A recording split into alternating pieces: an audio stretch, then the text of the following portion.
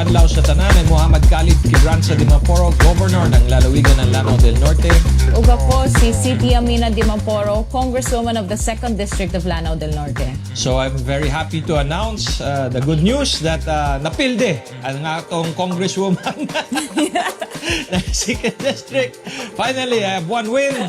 Daghan salamat sa atong tennis club ng lungsod ng Linamon for becoming our champions of the 2026 Unity Cup, our tennis tournament dinhi sa lalawigan ng Lanao del Norte, and our second placer, the 2nd District of Lanao del Norte. I think the municipality of Lala. Salamat kayo sa iyong pagsuporta sa atong tennis tournament.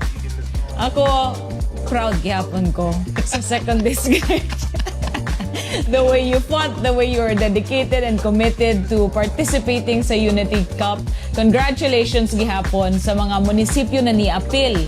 Lala, Kapatagan, Salvador, Sultanaga de Maporo, Sapad. And para sa 1st District, lungsods ng Baroy, Tubod, Kulambugan, Maigo, Kauswagan, Linamon, and Balui for joining our Unity Tennis Cup tournament this 2026. Congratulations po sa bag-o nga age category that Gov Khalid wants to focus on sa mga youth.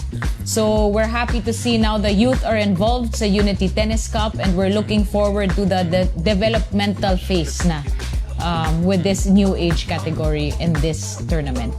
And last but not least, we also want to thank atong halandong and beloved former governor and now congresswoman ng 1st District, ang Ging Quibranza de Maporo, for the brand new, newly renovated tennis courts sa Mindanao Civic Center.